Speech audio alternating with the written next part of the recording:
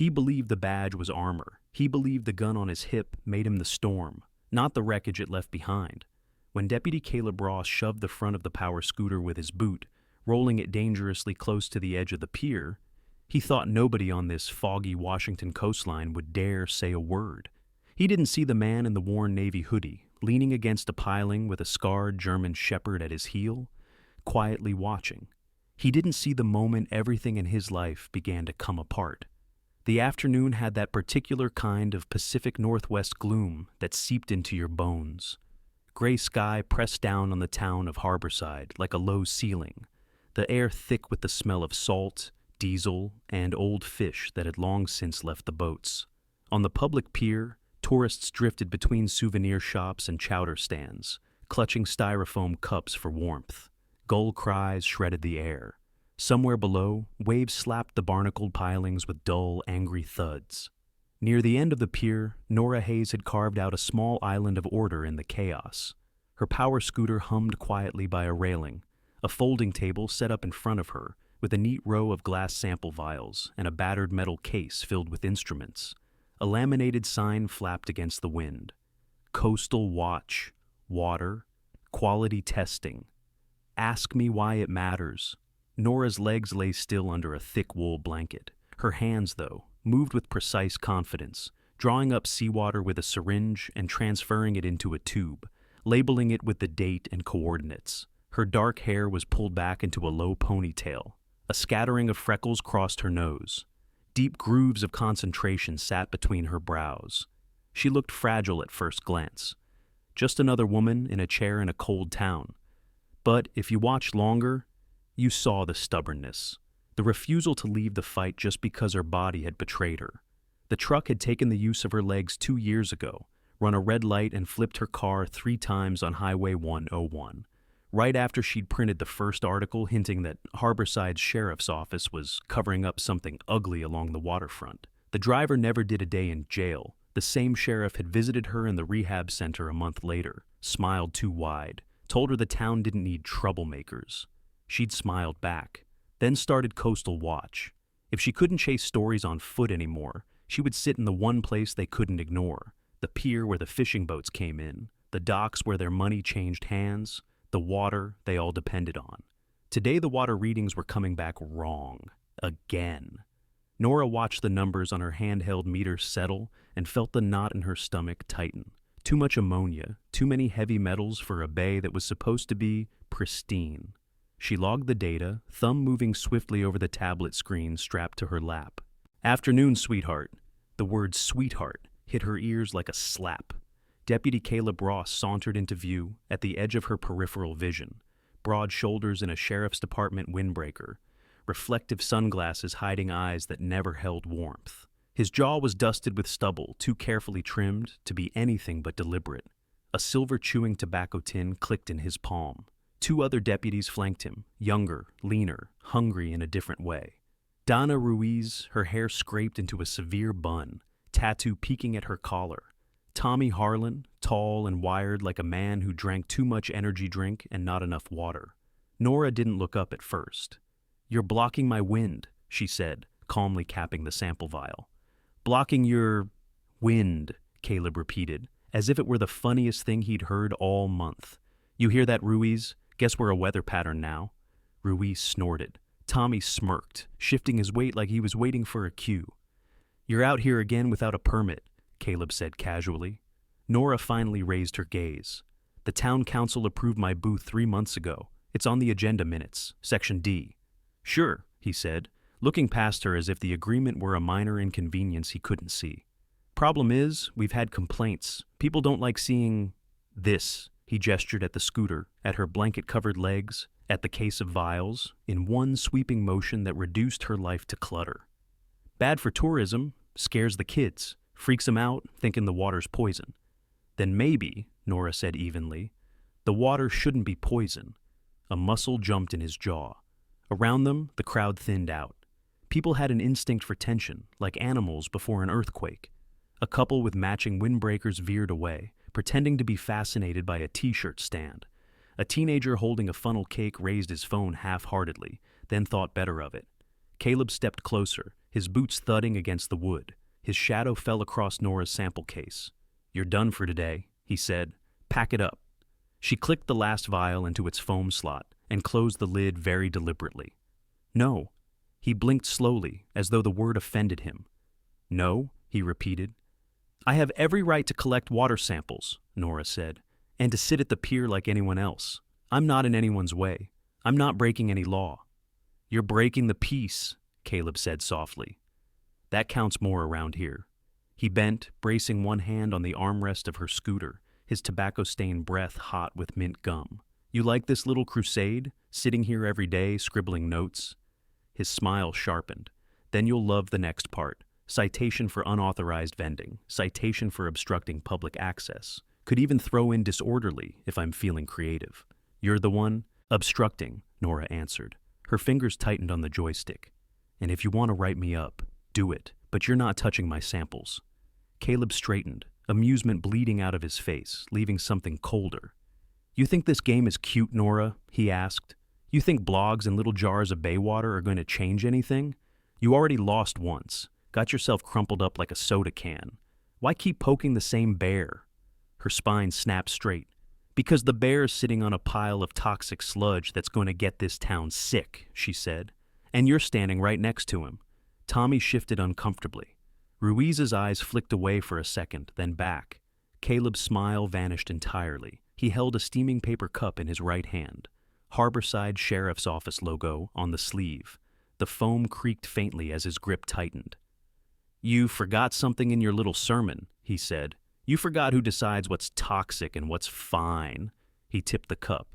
Boiling coffee cascaded over Nora's lap tray, flooding into the crease where her blanket met the controls. It splashed over her inert legs, soaked her jeans beneath. She flinched on instinct, hands jerking as though her feet might move. They didn't. Heat seeped into the fabric, distant and muffled like memory. All sensation from the waist down had been stolen 2 years ago, but her brain still lit up with ghost pain. "What are you doing?" she gasped. Caleb blew on the empty rim of the cup, like he'd just spilled a little. "Oops." Ruiz chuckled nervously.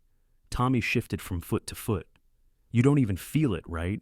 Caleb said, tilting his head. "Doc said that in the report. Whole lower half, dead weight." He placed one boot on the metal footplate of her scooter and shoved. The scooter lurched backward. The rear wheels bumped over the subtle raised lip where the pier stopped and the drop to the water began. Nora's stomach plummeted, the horizon tilting. For one suspended heartbeat, the only sound in the world was the high, terrified gasp trapped in her throat. Then a noise cut across the pier, not a shout, not a siren, a growl, low, vibrating, primal. The sound shivered through wood and bone. Caleb's head snapped around. The German Shepherd was already moving. Luke Harrington didn't remember standing up. One moment he was leaning against the piling, feeling the familiar ache in his right shoulder, where shrapnel still lodged near the bone, watching the way the deputy crowded the woman in the scooter. The next moment, his body had taken over.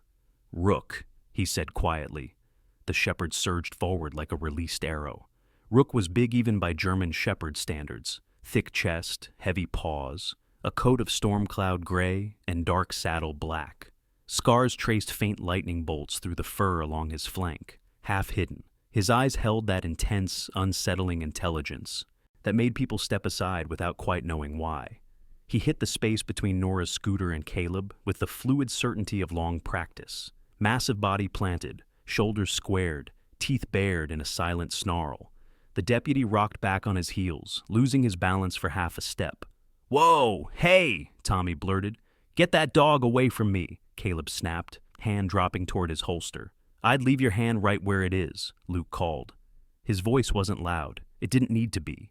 Conversations along the pier faltered, heads turned. Rook's growl deepened, chest vibrating.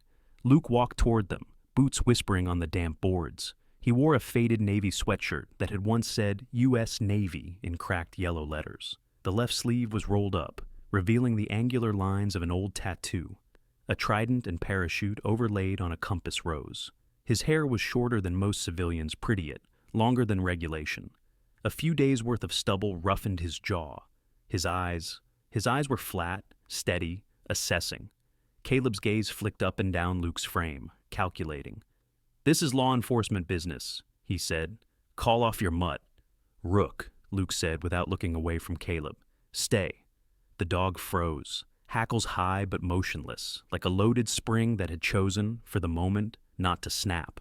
Luke glanced at Nora. The scooter was still teetering too close to the edge. He stepped behind her, braced both hands on the metal handles, and rolled it forward 3 feet, away from the drop, away from the coffee spreading in a dark fan across the boards. "You okay?" he asked quietly. "I'm fine," she said automatically. Her voice shook anyway. The samples are fine," Luke said, catching the metal case before it slid. "You're not." He set the case on a safer patch of pier, then lifted his head to look at Caleb. "So," he said, "that how you keep the peace in Harborside? Throwing hot coffee on people who can't move their legs?" "Who the hell are you?" Caleb demanded. "Tourist," Luke said, "passing through, with a low tolerance for cowards." A flush crept up Caleb's neck, disappearing into his collar. "You just assaulted an officer by unleashing your animal. I could—" "Assault requires intent," Luke cut in. "Rook stepped between you and a woman in a wheelchair when you tried to push her into the bay. You want to explain that on record? In front of a camera?" Phones were out now. People who'd edged away when things got tense were back, standing just beyond the invisible line of danger, lenses raised. Social media hunger glinted in their eyes. Caleb saw them, saw the way a moment could slip into a permanent record. His hand eased away from his holster. "Ma'am," he said to Nora, voice oozing false charm so thick even the gulls seemed disgusted. "We're just trying to enforce ordinance here. Don't want anyone getting the wrong idea from this gentleman." Nora met his gaze, pulse thundering in her ears. The coffee, cooling now, clung to her blanket and jeans. The metal of the joystick was slick under her fingers. "The wrong idea," she said slowly, "is that you think you can get away with this forever."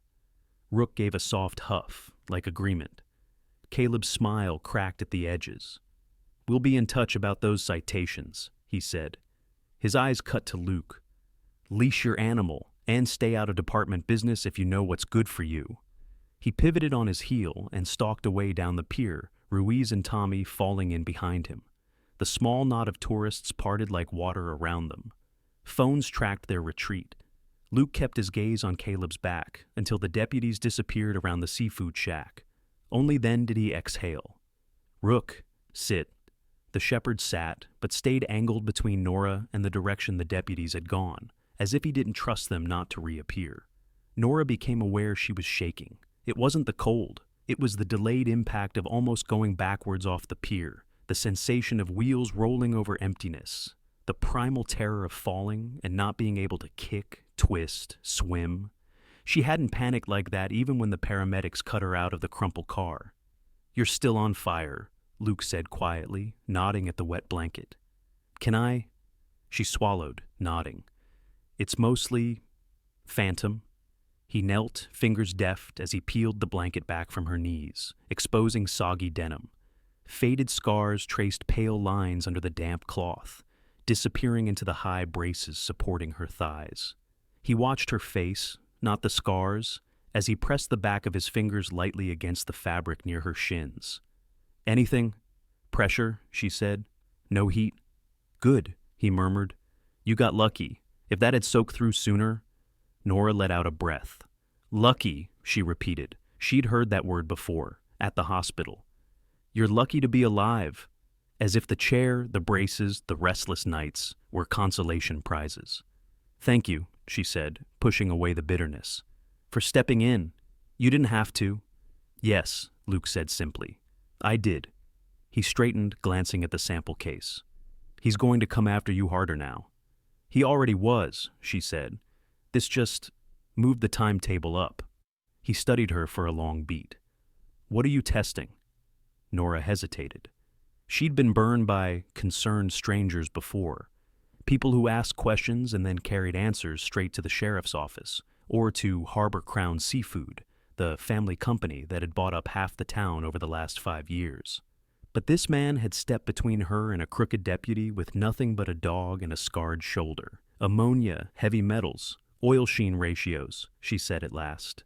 "The bay's readings have been off for months. There's runoff coming from somewhere it shouldn't. The county says everything's within normal limits. And you don't believe them.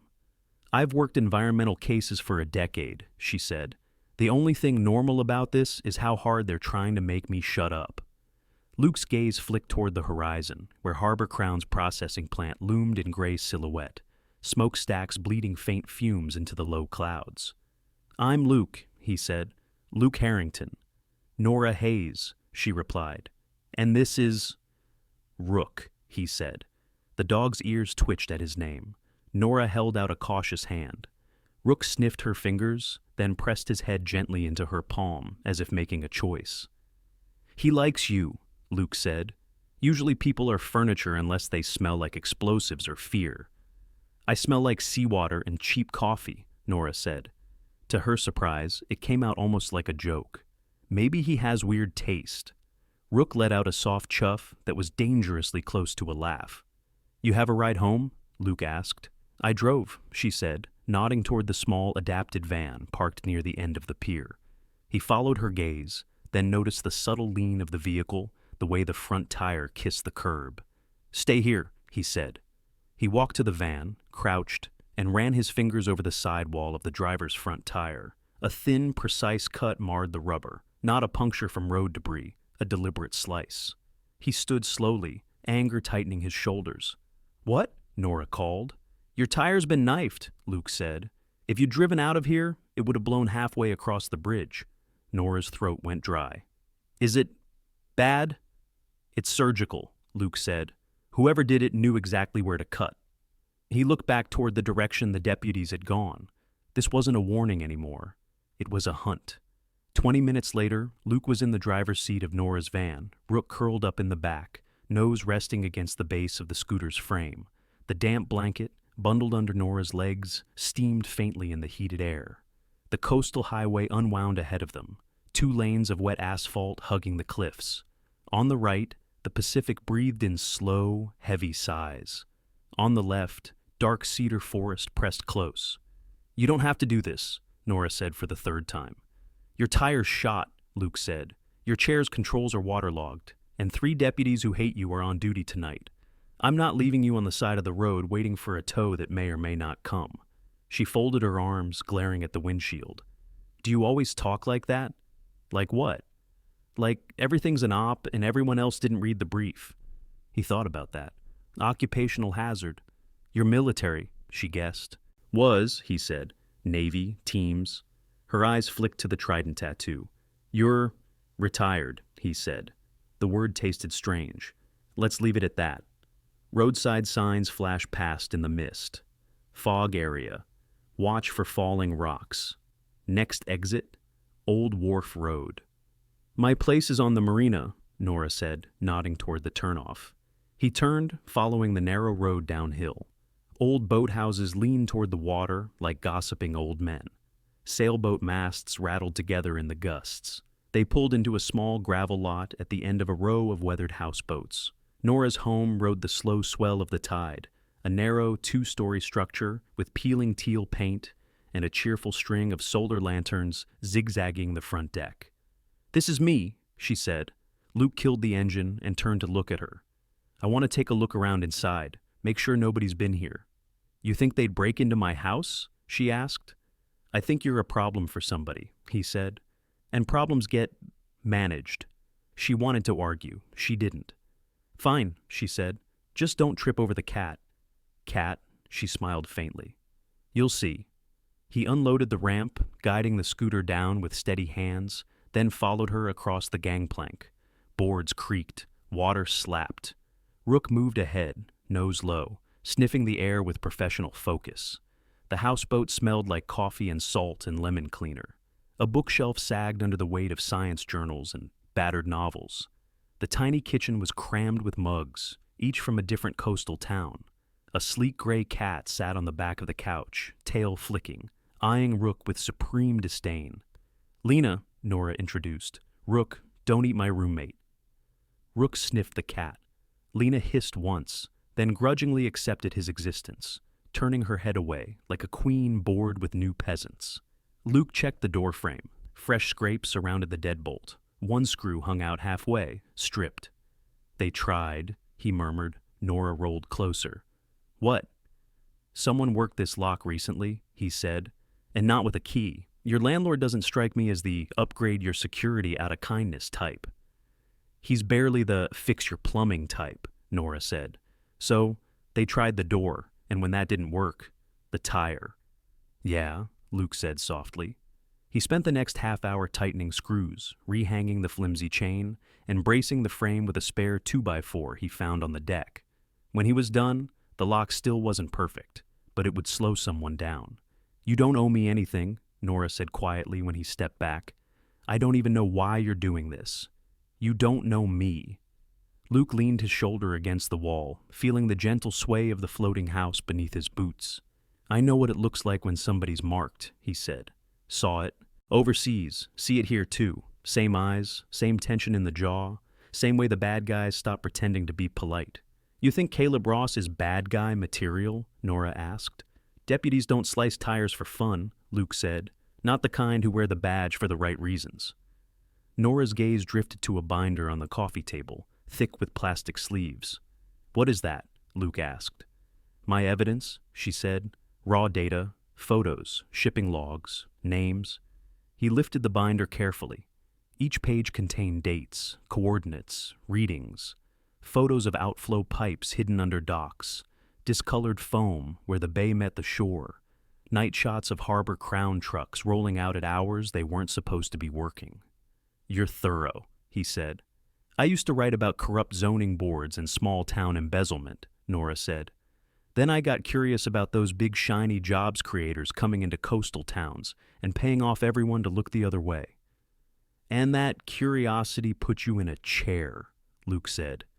The truck put me in the chair, she corrected. Somebody else just made sure it happened on a night when I was alone, and coming home from a meeting with a source about Harbor Crown's waste disposal contract. Luke turned another page. Someone had scrawled a note in thick marker across the corner of one photo. A slur, ugly and crooked. You get mail like this often? He asked. Often enough, she said. Mostly anonymous. Sheriff Emmett pretends he doesn't know who's sending it. Emmett, Luke repeated. The boss man. Yeah. She studied his face. You know him? I've seen his kind, Luke said. Different towns, different badges, same eyes. He closed the binder. This is enough to get outside help. I've tried, she said. EPA hotline, state regulators. Even emailed an old contact at a national paper. No one bites without something irrefutable. They want a smoking gun, not just math and photos from the crazy lady in the wheelchair. Luke let the words hang. Rook wandered over, resting his head gently on Nora's knee. You're not crazy, Luke said. You're dangerous. To the wrong people. That's why they came for you. Lucky me, she said. Lightning flickered faintly beyond the curtains. Thunder rolled over the bay a long minute later. Rain began to tap against the roof. Luke checked his watch. I should get going, he said. You should keep that door locked. If anyone knocks tonight, don't open it. Not unless you see my ugly face or someone you trust. Trust is in short supply, Nora said. I get that, he answered. He hesitated, then scribbled a number on a sticky note and slapped it on the fridge. If anything feels off, call me. I'm staying at the Harbor Light Motel, room 6. One of those beds has my name on it for the first time in months. Nora looked from the note to him. You think they'll try again tonight? I think they already decided you're a problem, Luke said. This was just the opening act. She swallowed. And you? I've been lots of people's problem, he said. I'm still here. He whistled softly. Rook padded to his side. At the door, Luke paused, looking back at the floating house, the cat on the couch, the woman in the chair, the binder on the table. Then he stepped out into the rain. The first brick came through the kitchen window at 2 a.m. Nora jerked awake to the sound of shattering glass and Lena's furious hiss. The houseboat lurched, rocking harder than usual. For a second, she thought it was the storm. Then she smelled gasoline. Her hands moved before her thoughts caught up. Joystick, turn, back up, get to the door. The scooter rolled forward a foot, then stopped. The humming whine of the motor choked off. No, she whispered. The display flickered, then died. Her fingers trembled as she toggled the switch. Nothing. She turned her head, heart pounding. The thick, oily scent of gas poured through the broken window. The faint crackle of something catching, a curtain, paper, something dry, reached her ears. Outside, footsteps thudded on the gangplank. Nora tried to scream, but the sound caught in her throat. The second brick landed in the hallway. This one wrapped in something. It burst open on impact, spilling clear liquid that stung her nose. A match arced through the shattered glass, trailing a brief comet tail. It landed on the soaked curtain. Flames shot up like they'd been waiting. Nora's world narrowed to orange light and heat and the thud of boots on wood. The front door rattled. Someone jiggled the knob hard, then swore. "Just kick it," a muffled voice said. "It's a floating shoebox. It'll give." The door shuddered. Wood groaned. Nora's hand fumbled for her phone on the side table. Her fingers brushed glass, knocked it off. It clattered to the floor, out of reach. Smoke rolled across the ceiling, thick and black. She coughed, eyes watering, lungs burning. The door lock cracked. The door flew inward. Silhouetted against the storm were two figures in dark hoodies, faces shadowed. One held a gas can. The other gripped a flashlight and something that gleamed dully. Metal, familiar in shape. Gun. "Well, hell," the one with the flashlight said. "Thought she'd still be sleeping." Nora's terror snapped into something sharper. Anger. "You don't even try to make it look like an accident, huh?" she rasped. "I guess subtlety isn't in the training manual." The man with the gas can laughed. "Trust me, honey, by the time we're done, this'll look like the saddest little electrical fire Harborside ever saw."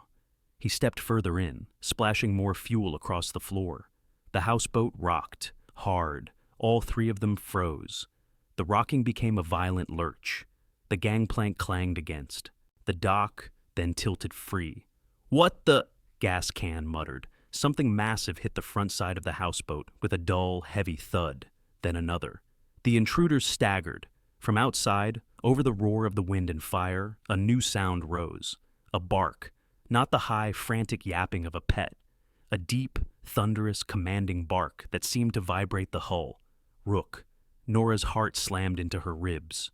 "Who?" Flashlight started, swinging the beam toward the door. It illuminated a shadow in the entryway. Not the dog, a man, soaked to the skin, hair plastered to his skull, clothes dripping rainwater and salt. Luke. He moved before the gun finished turning toward him. His shoulder hit gas can like a battering ram, ramming him sideways into the wall. The can flew from the man's hand, gasoline splashing harmlessly, or as harmless as gasoline could be, onto tile already scorched at the edges, not yet in flame. The flashlighter jerked his arm, gun swinging. Rook barreled through the door like a furry freight train. His jaws clamped down on the gun wrist with surgical precision. The gun went off with a deafening crack, bullet punching a hole in the ceiling. Splinters rained down like hot snow. Nora ducked instinctively, even though she couldn't move her legs a millimeter. Luke twisted, leveraging gas can's momentum. They crashed to the floor in a tangle. Luke's knee slammed into the man's ribs. Something popped.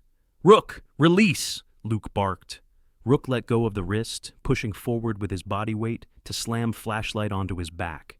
The gun skittered across the floor, spinning to a stop against the base of Nora's scooter. Smoke thickened around them, heat pressing down. "Cut them loose!" someone yelled outside. A third voice. "The boat!"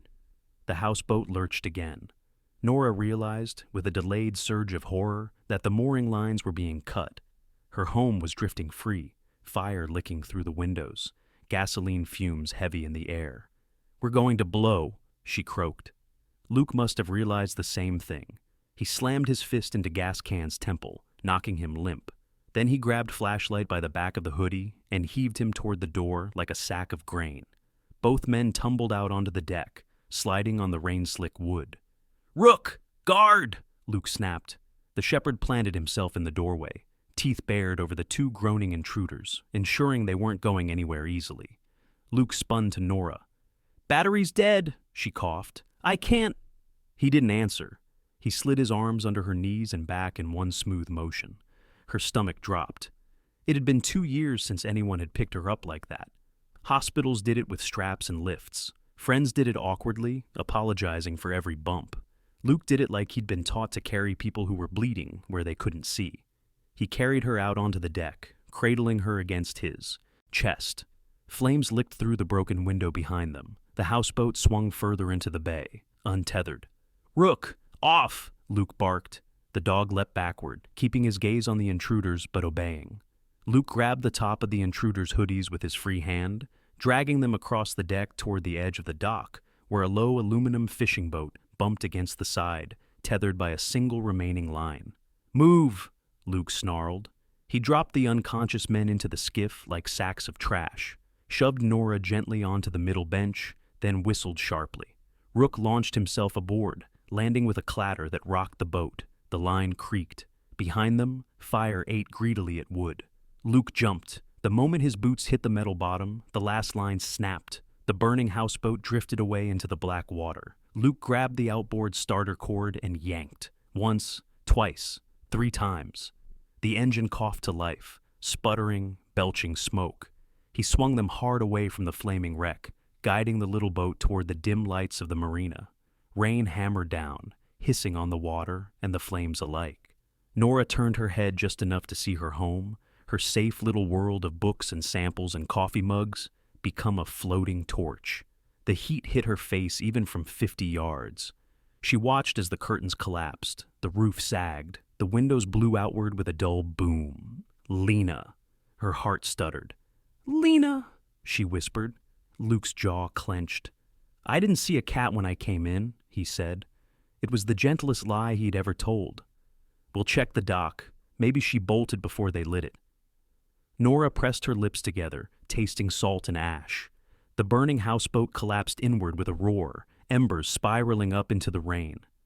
"Who were they?" Luke asked, voice flat. "Deputies," she said. "Off duty, if they even have off duty." Her fingers tightened on the sides of the bench. "They're not going to stop." "Good," Luke said quietly. She looked at him, startled. "Because neither am I." By dawn, every police car in Harborside and half the volunteer firefighters were clustered around the marina, lights flashing red and blue through the mist. Nora and Luke watched from the shadows of an old fish cannery up the coast, a place locals avoided because it smells like ghosts and dead herring. Rook sat between them, eyes flicking from the distant chaos to his handler's face. On the police radio, Luke had clipped to his belt, a scanner he'd picked up on his way into town 2 days prior, out of habit more than intent. The chatter was frantic. "Boat fully involved. Repeat, total loss. Victim unaccounted for at this time. Last seen on scene yesterday. Harrington's truck not at motel. All units be advised. Possible kidnapping." The words had rolled through the speaker like a script written by someone with shaking hands. "Be on the lookout for white male, mid-30s, military build, traveling with service dog. Last seen assisting wheelchair-bound female off pier yesterday afternoon. Suspect believed armed and dangerous. Disabled female presumed taken against her will. Use caution. Repeat, use caution." Nora had stared at the scanner as if it had grown fangs. "Kidnapping," she'd whispered. "He's framing you." Luke's expression hadn't changed much. Maybe his jaw tightened. Maybe his eyes went a shade darker. "Of course he is," he'd said. "It's the only play that buys him time. They'll paint me as the drifter who snapped, the dangerous vet. The town will eat it up. Scary story they can understand." "And me?" she'd asked. "They'll mourn the poor crippled activist. Briefly," he said. "They'll say how tragic it was that you fell in with the wrong man. Then they'll go back to buying cheap shrimp and letting Harbor Crown dump God knows what into the bay." "Unless we stop it," she'd said. Now, as the first news van rolled up to the chaotic marina, Nora turned to Luke. "I have more than they think," she said. He raised an eyebrow. "My binder is one thing," she said. "But they still think I'm just watching from the pier. I've got samples from the Harbor Crown outflow line, Luke, from inside the fenced area. It took me 6 months to get them without losing a limb." "You broke in?" he asked, genuinely impressed. "I rolled in," she corrected. "Sometimes people don't see you if they decide you don't matter." He nodded slowly. "Where's the hard proof now?" "Backups on an external drive," she said. "Encrypted, hidden where I don't think they'll look." "Where?" She pointed through the grimy window of the cannery toward the weather-beaten structure clinging to the end of the next point of land, a squat tower with a blinking light, warning ships off the rocks. "The old lighthouse," she said. My friend Sam is the keeper. He hates Harbor Crown more than I do. You trust him? Luke asked. With my life, she said. Good, Luke said. Because we're going to need more than just your word and my bruises. We need something no one can spin. Like what? She asked. A confession, he said. On tape, and your data, together. She let out a humorless laugh. What, you think Sheriff Emmett is going to sit down and pour his heart out into a recorder? No, Luke said. But men like him talk a lot when they think they've already won. Sheriff Randall Emmett stared at the charred remains of the houseboat like a man who'd just watched his own future go up in smoke. He was in his 50s, with thick silver hair that locals called distinguished when he donated to their kids' sports teams. His belly had softened over the years, but his hands were still big and quick. He'd shaken those. Hands with senators, company CEOs, and cartel middlemen, who always called themselves consultants. The houseboat popped and hissed as the last embers died. The fire chief, round and red-faced, murmured something about faulty wiring and old structures. Emmett nodded as if listening. His thoughts were elsewhere. Any sign of her? He asked. Nothing yet, the chief said. Could have been out. Could have jumped. Could have... He didn't finish. Emmett's radio crackled. Sheriff, this is dispatch. We've got calls coming in about that video from the pier yesterday. It's trending. The word meant nothing to him, except in the way an oncoming wave meant something to a man shackled to the shore. What video? He snapped. Looks like some tourist posted a clip of Deputy Ross interacting with Ms. Hayes, dispatch said. It's not great, sir. Media's already asking for comment. Emmett's eyes narrowed. Of course Ross had lost his temper. The kid had a mean streak and the sense of invincibility that came from years of getting away with it. Emmett had used that streak, aimed it where it could be useful. Now it was coming back like a boomerang. Get Ross, Emmett growled. Right now, and tell him to bring Harlan and Ruiz. When the 3 deputies arrived 10 minutes later, rain dripping off their hats, he could smell fear on them, even through the coffee and smoke. Sir, Ross muttered, eyes flicking to the smoldering ruins. We were just trying to... Shut up, Emmett said. All 3 of you shut up and listen for once. They shut up. Right now, Emmett said, voice low, the state thinks this is a tragedy, faulty wiring, old boat, brave sheriff's office searching for a missing disabled woman, very sad. That's the narrative. He took a step closer, jabbing a finger into Ross's chest. If anyone breathes a word about citations or coffee or any extracurricular visits to that pier, that narrative changes. Sheriff, that video, Ruiz began, is already out, Emmett said. We'll deal with it. Call it edited. Say the dog was aggressive. Say we're investigating. People will argue about it online for a week, then move on. And Harrington? Harlan asked quietly. The drifter, Emmett said. He's a gift, a ready-made villain with a dog and a mysterious past. We hang this on him. The town will help us look. He glanced back at the charred wreck of the houseboat. Smoke coiled up into the gray morning. As far as Harborside is concerned, he said, Nora Hayes was kidnapped last night by a dangerous veteran, and we're going to heroically hunt him down. Ross swallowed. What if she's not dead? He blurted. Emmett's gaze sliced to him. Excuse me? What if she got out? Ross said, words tumbling. What if that guy was there, and he, and she, what if both? Then, Emmett said softly, we make sure she doesn't talk. His hand closed over Ross's shoulder. Don't worry, deputy, he said. You won't be the one doing the hard part. That's why I get the big office. There was a line, Emmett knew. He'd stepped over it a long time ago, when Harbor Crown's consultant had handed him an envelope too thick to ignore and said, all we need is a little flexibility. Some men glanced over the edge of the line and backed away. He had built a house on the other side. There was no going back. The old lighthouse loomed above the waves like an accusation. Its white paint had peeled in long, curling strips. The lantern glass was fogged from decades of salt and storms. The road ended 100 yards before it, the last stretch accessible only by a narrow footpath carved into the cliffside. Luke pushed Nora's immobilized scooter along the path, boots braced against the slippery mud. Rook trotted ahead, occasionally glancing back as if counting their steps. You sure there's no back door? Luke grunted. Sam doesn't believe in back doors, Nora said. Says nothing good ever came through them.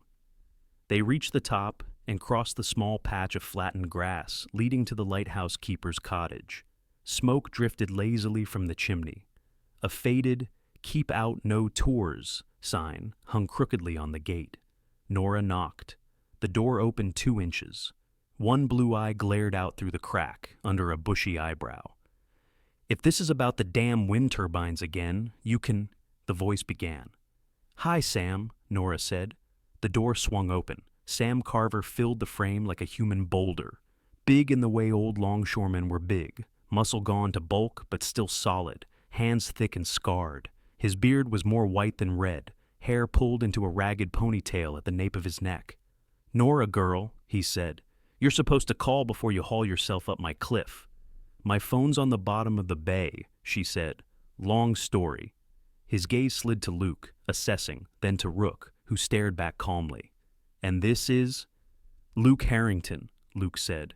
"We could use somewhere to be invisible." Sam's eyes narrowed. "You is trouble?" Nora snorted. "Other way around." Sam grunted, stepped aside. "Get in. You're letting the heat out."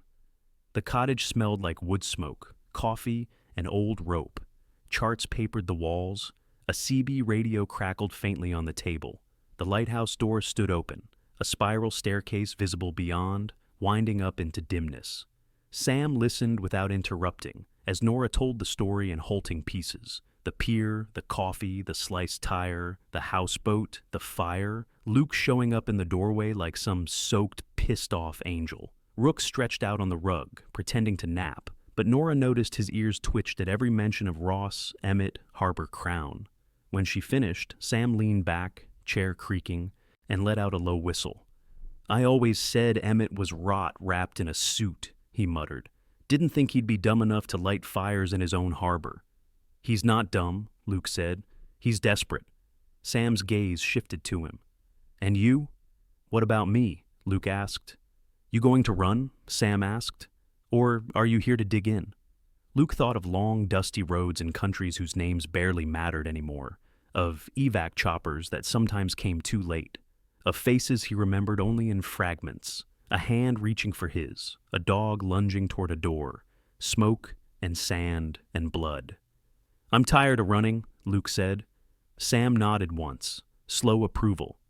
"Good," he said, "because I've been waiting for somebody else to be as mad as I am." He stood up, joints popping, and walked to the old wooden desk by the window. He pulled open a drawer and took out a small black object, a digital recorder. "State regulators don't answer my calls," he said. "Coast Guard boys pat my head and say, 'Sure thing, Sam, we'll look into it.' But I got ears. I've heard things on this radio." He tapped the CB. "Men forgetting to switch channels, talking like nobody's listening." "You recorded them?" Nora asked. "I recorded enough to know Harbor Crown's boys move things that don't come with bills of lading," Sam said. "Emmett's calls too, not everything, but enough." He handed the recorder to Luke. "Compact, long battery life, decent mic," he said. "You want your confession? You'll get it. Just try not to get yourself killed in the process. I'd like to see Emmett's face when the feds roll in." Luke weighed the recorder in his palm. It wasn't heavy. It felt heavier than most rifles he'd carried. Nora rolled forward. "Even if we get Emmett to talk, we still have to get someone to care," she said. "They already think I've been kidnapped by a dangerous vet. The town loves him. Harbor Crown sponsors half the T-ball uniforms." "They'll care when their phones light up," Luke said. "How?" she asked. "You said your data's backed up," he said. "Encrypted, off-site. You trust Sam. I assume that means some of this place is off-grid." "There's a repeater in the lighthouse," Sam said. "Hooks into a satellite link. Coast Guard uses it when the storm radio goes down. I've been borrowing it." Luke nodded. "We set a dead man's switch," he said. "We schedule a data dump, Nora's charts, Sam's recordings, anything we can get from Emmett himself. It goes to state investigators, environmental agencies, your journalist friend, maybe even a couple of noisy podcasters who like scandals in small towns." Nora's eyes widened. "You think that'll work?" "People can ignore one complaint," Luke said. "It's harder to ignore 50 inboxes lighting up with the same evidence at the same time. And if Emmett gets to us, before we trigger it..." Then the system sends it anyway, she finished. Luke nodded. Exactly. And in the meantime, Sam asked, you're just going to walk into town and ask nicely for Emmett to monologue his sins? No, Luke said. A slow, dangerous smile tugged at the corner of his mouth. We're going to make him come to us, somewhere he thinks he controls. Where? Nora asked. Luke looked at Sam's charts, at the dotted lines marking shipping lanes, the cross-hatched area labeled Harbor Crown Private Property, authorized personnel only. Then his finger drifted to a shaded rectangle at the end of the industrial pier, half a mile from the marina. Here, he said, the cold storage warehouse. According to that map, it's Harbor Crown's main hub. Built on county land, Sam said. Leased for a song, thanks to Emmett's committee recommendation. Emmett isn't going to run to the station when he panics, Luke said. He'll run to the one place he knows the cameras conveniently malfunction, and the only witnesses are on his payroll. If he thinks he can finish this quietly, he'll do it there. And how do we make him panic? Nora asked. Luke looked at her. By making him think we already sent your data, he said, and that we'll show up at his favorite warehouse to trade. It didn't take much to set the trap. One anonymous call from a burner phone Sam had pulled out of some mysterious drawer. A distorted voice filter on the recorder, Nora reading a script Luke had written. Sheriff Emmett, her altered voice said. You don't know me, but you know what I have. Data, photos, and I've already sent copies to people you can't shut up. A pause. I'm not asking for money, just one thing. You're going to meet me at the Harbor Crown warehouse at midnight. Dockside, no uniform, no backup. You come alone, you walk away with the only list that doesn't have your name on it. She hung up. Sam watched the waveform dance on the laptop screen he'd set up on the lighthouse table. That'll rattle him, he said. You think he'll buy it? Nora asked. He doesn't have to buy it completely, Luke said. He just has to be scared enough to show up. If he brings friends, we adapt. You keep saying we, she said, but you're the one who's going to be down there in the dark. I won't be alone, he said. He glanced at Rook. The shepherd thumped his tail once. Nora wheeled closer to the table where Sam's ancient laptop hummed. Columns of code and timers filled the screen. And this? She asked, fingers hovering over the trackpad. This is our dead man's switch, Sam said. You put in the last batch of numbers, like you showed me. We hit start. If that countdown reaches 0 and nobody types in the kill code, boom. Not an actual boom, Nora said quickly, at Luke's raised brow. Information boom, email boom, possibly career-ending boom. Better kind, Sam said. Nora stared at the countdown clock. 6, 6 hours. She imagined those hours as a hallway with doors. Behind one, Emmett in cuffs, Harbor Crown executive stammering in front of cameras, the bay getting a little cleaner. Behind another, flames, water, and silence. She set her jaw. Start it, she said. Sam hit enter. The timer began to tick down.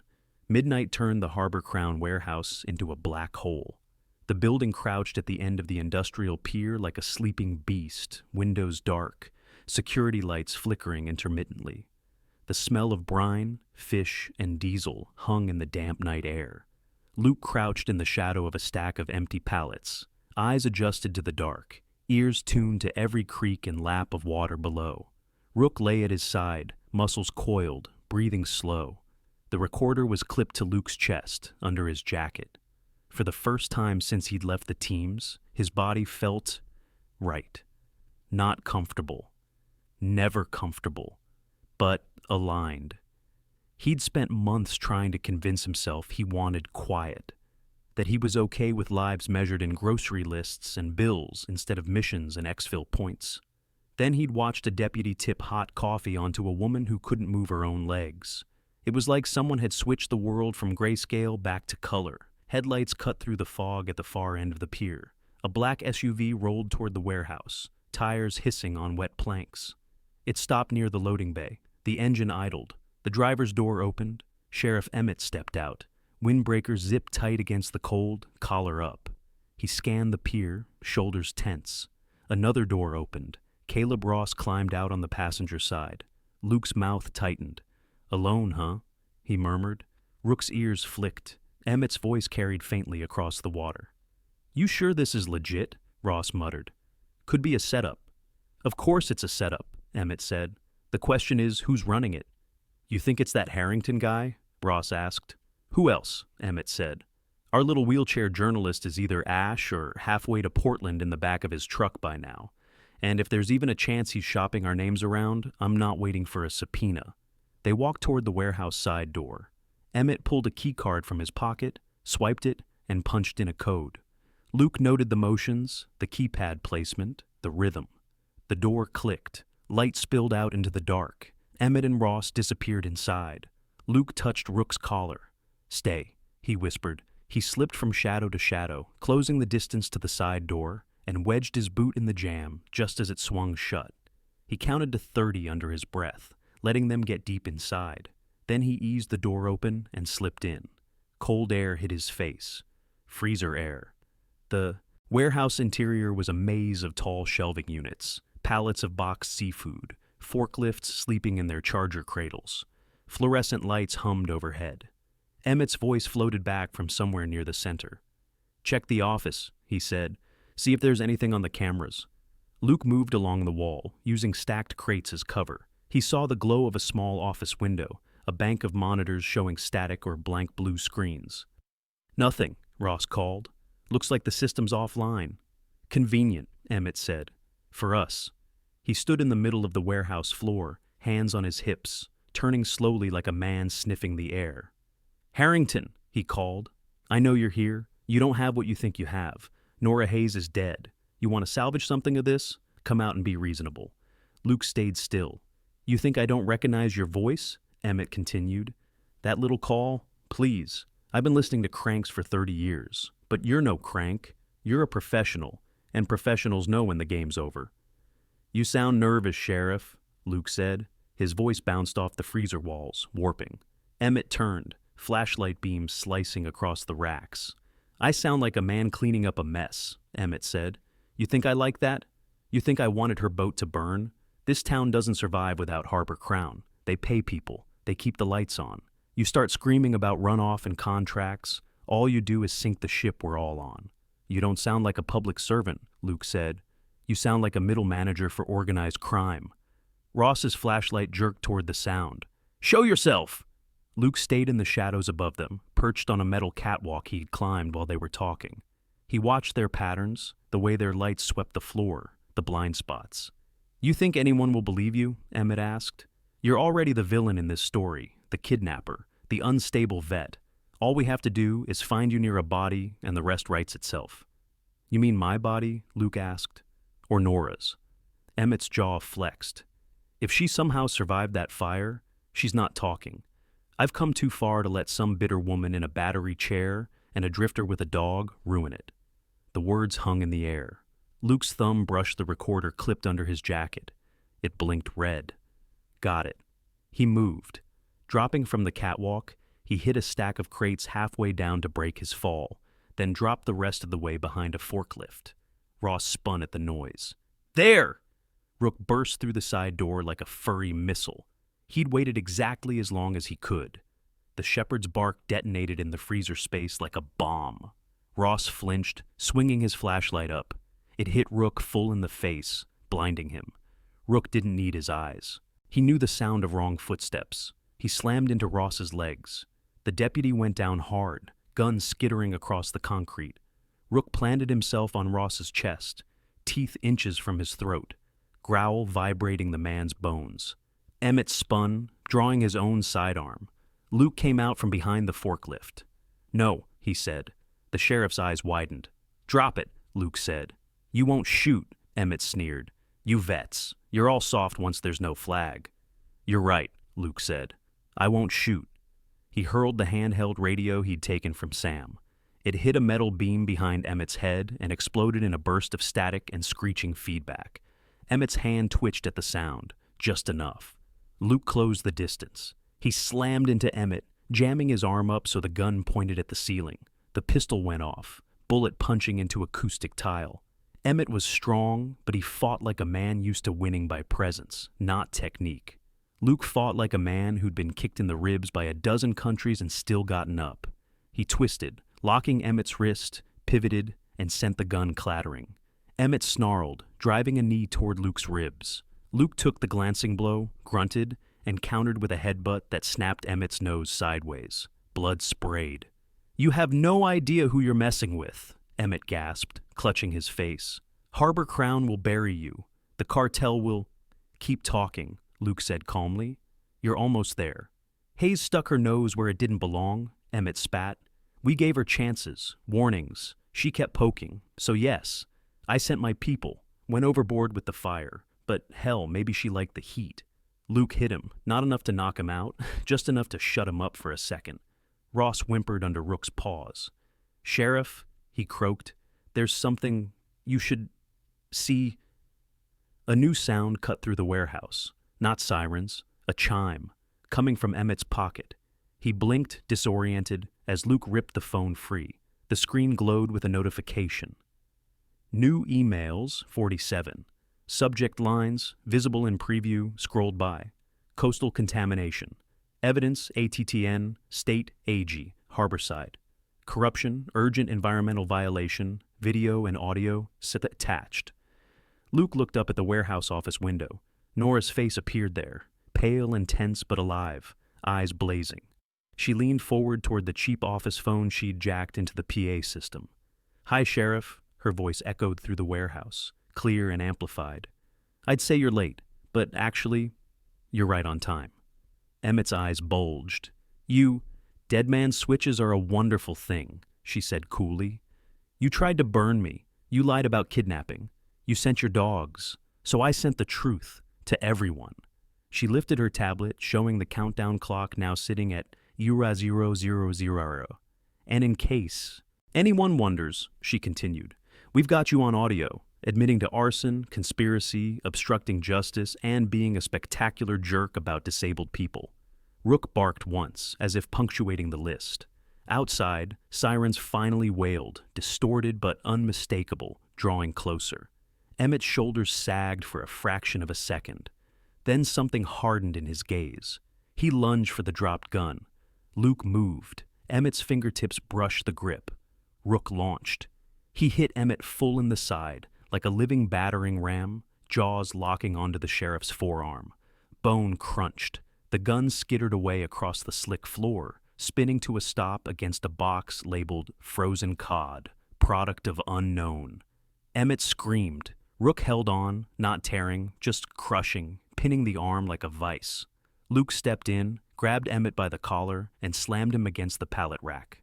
Cuffs clicked around his wrists with satisfying finality. Sam's old Coast Guard set that Luke had borrowed, just in case. "Rook," Luke said. "Off." The shepherd released his bite but stayed pressed against Emmett's knees, teeth still bared, a living warning. Ross lay on the floor, eyes wide, hands splayed. "I didn't know it'd go this far," he babbled. He said it was just scare tactics. I didn't—" "Save it for the interrogation," Nora's voice said through the speakers. The warehouse doors blew inward as state troopers in tactical gear surged in, rifles lowered but ready. Red and blue light strobed across Emmett's bloodied face. "Hands where we can see them!" a trooper barked. Luke raised his hand slowly. "Not resisting," he said, "but I've got something you're going to want to hear." He lifted the recorder with 2 fingers. Trooper Leah Morgan, tall, dark-skinned, eyes sharp, took it carefully, glancing at the blinking red light. "You Harrington?" she asked. He nodded. "And you Hayes?" she said, looking up at the office window. Nora nodded too. "Good," Morgan said. "Because the Attorney General's office has been blowing up my phone for 15 minutes, asking if this is some kind of joke." She looked at Emmett, nose broken, arm mangled, clothes stained with his own blood, and a smear of gasoline from earlier.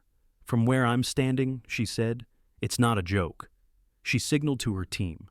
"Bag every device, secure the server room, and read this man his rights, extra loud. I want the microphones to catch it." Someone started reciting. "Randall Emmett, you are under arrest for—" Luke tuned out the list. There would be time for that later. For now, his gaze tracked up to the office window, where Nora watched, shoulders trembling. Her eyes met his through the glass. She lifted her hand. So did he. Rook, satisfied the immediate threat was neutralized, padded over and pressed his head against Luke's hip. The shepherd's tail gave one slow, exhausted wag. 3 months later, winter sunlight spilled over Harborside like a promise. The harbor crown sign had been taken down. The plant smokestacks were cold. Federal notices, bright and official, were bolted to the fence. Property seized, federal investigation pending. At the end of the rebuilt pier, beside a new fish cleaning station paid for by a grant that did not have Harbor Crown's logo on it, Nora Hayes sat in a new power chair. This one was sleeker than the old scooter, with independent suspension and knobby tires that had no trouble handling the uneven boards. A small logo on the side read, Adaptive Mobility Foundation, Justice Fund. She dipped a testing vial into the bay with steady hands. The meter beeped, numbers appeared. Better. The bay was still recovering, but the levels were down. The outflow pipe from the old plant ran dry. Cleanup crews worked along the shore, scraping contaminated sediment into lined barges. "How's it look?" a voice asked behind her. She smiled. "Like hope," she said. Luke leaned on the railing, hands wrapped around a steaming paper cup. Not department issue. Local cafe. He wore a heavy flannel shirt under a jacket that had seen better days. His hair was a little longer. The lines around his eyes were a little softer. He'd stayed, not because there wasn't more brokenness in the world to fix. There was, always would be. But something in him had realized, standing in that burning houseboat doorway, that maybe the point wasn't to fight every fire everywhere. Maybe it was to pick one shore and stand on it. "State AG's office called," he said. "Trial date set. Emmett, Ross, couple of Harbor Crown execs, some cartel liaison types who thought no one knew their names." "Think they'll plead out?" Nora asked, capping the vial. "Not Emmett," Luke said. "He's too proud. He'll want a stage. He'll regret that." She smiled ruefully. "You think they'll put me up there? Ask me about water quality and why I annoyed the wrong people?" "Already on the witness list," he said. "You and Sam, and about a dozen agency scientists who suddenly realized your math was very interesting." She blew out a breath. "Good. I want to look him in the eye." "You will," Luke said, this time with a dozen cameras that don't belong to him. She looked at him sideways. "And you? Testifying?" He shrugged. "They want the hero vet with the dog narrative. I'll talk. But the star witness is your data, Nora, and that recorder. I just ran interference." "That's one way to describe tackling a sheriff in a freezer," she said dryly. He took a sip of coffee to hide his grin. Rook lay at Nora's side, head resting on his paws, eyes half-lidded, but always tracking. His scars were fainter under the thick winter coat. A new tag glinted on his collar. Nora reached down, scratching behind his ear. "You sure about this?" she asked Luke quietly. He knew what she meant. A month after the warehouse, a letter had arrived from the Department of Defense. Official language, numbers and codes. At the bottom, in real words, it said, "Military working dog Rook, honorably retired due to behavioral refixation." Sam had snorted. "Behavioral refixation," he'd repeated. Fancy way of saying he picked a new person. Luke had looked at Rook, then at Nora, then back at the letter. "I think he's earned it," he'd said. Now, on the pier, he watched the dog lean into Nora's hand like he'd been doing it his whole life. "He made his choice the night he jumped into your burning house," Luke said. "Guys like me, we move on, find new fights, but he stays," Nora finished softly. Rook's tail thumped once. "You'll still see him," she added. "He's not exactly a couch potato." "I know," Luke said, "but he needs a home that doesn't pack a go-bag every week." Nora's gaze drifted out over the bay. The sunlight sparkled on the surface, bright enough to make her squint. "When I woke up in the hospital," she said quietly, "I thought my life had ended. Not because of the chair, because it felt like the people who tried to shut me up had won. They put me in this box and expected me to stop mattering." She glanced at him. "The last few months sitting in courtrooms, recording testimony, watching agencies actually do their jobs for once. I realized something. They didn't take my voice. They just changed the volume." "Louder now," Luke said. She smiled. "Yeah, louder." A gull swooped low, crying harshly before banking away. Somewhere behind them, a kid laughed as he nearly dropped his ice cream. "They'll rebuild, you know," Luke said. "Some other company. Some other sheriff, somewhere else. Same game. Probably, she said, but not here, not for a while. Rook lifted his head suddenly, ears pricking toward the parking lot. A group of school kids spilled onto the pier, shepherded by a tired-looking teacher. They clustered around the sign near Nora's booth, one the town council had approved unanimously last week. Coastal Watch Education Station. Ask about clean water. Ms. Hayes, one kid called. Can we pet your dog after the demonstration? Nora laughed. If he signs off, she called back. He's got higher standards than I do. Luke pushed off the railing. I'll get out of your way, he said. Wouldn't want to distract from the science. You're not a distraction, she said. You're part of the story now. He hesitated, then nodded. I'll be at Sam's later, he said. He keeps threatening to teach me how to fix boat engines the right way. Take Rook for a run on the beach first, she said. He gets antsy if he just has kids and seagulls to worry about. Rook looked between them, as if weighing his options. Go, Nora told him. I'll be here when you get back. The dog got to his feet, stretching luxuriously, then trotted to Luke's side without a backward glance. Halfway down the pier, he stopped, turned, looked at Nora. She lifted her hand. He gave one sharp, bright bark. Then he followed Luke down the planks, tail high. Nora turned her chair toward the cluster of kids, her sampling gear ready, a dozen questions on their faces. Okay, she said. Who wants to see something disgusting we're not going to let happen again? Hands shot up. Her heart, which had been clenched around fear and grief and anger for so long, finally loosened. The world was still dangerous, still unfair. There were still wolves in uniforms and suits and hard hats. But there were also men who walked back into burning houses, and old lighthouse keepers who recorded every whispered threat, and dogs who decided to guard strangers like they were their own. And there were people who refused to shut up, no matter how many times the world tried to knock them off the pier. Nora dipped her vial into the bay. The water was cold. Her hands were steady. The story wasn't over. It was just finally being told by the right voices.